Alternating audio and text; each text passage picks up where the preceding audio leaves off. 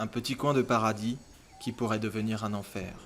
Le Kivu, dominé par le volcan Nyiragongo, est l'un des 3 lacs au monde dits explosifs.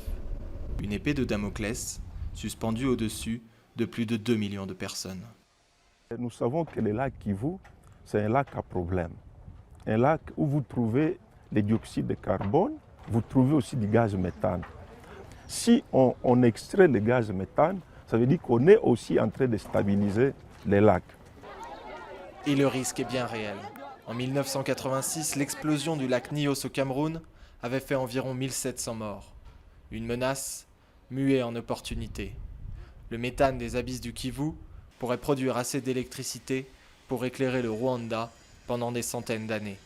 À Karongi, un projet privé de 200 millions de dollars, baptisé KivuWatt, est en plein travaux.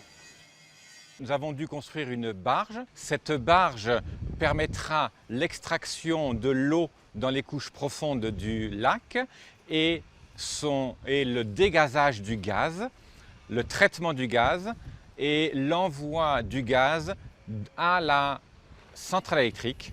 Et la centrale électrique produira l'électricité nécessaire. Cette première phase, inaugurée d'ici à la fin de l'année, produira 25 MW. À terme, le projet devrait fournir 100 MW, la capacité de production actuelle du Rwanda. En attendant, un projet pilote financé par l'État fonctionne déjà. D'une puissance d'environ 2 MW, l'installation a apporté l'électricité à de nombreux villageois. Même si j'ai l'impression que la récolte de poissons a baissé depuis l'arrivée du projet, c'est une bonne chose, car désormais nous avons de l'électricité au village. Atteindre l'indépendance énergétique fait partie de la vision 2020 du gouvernement. Le pays importe chaque année 40 millions de dollars de fioul pour s'éclairer.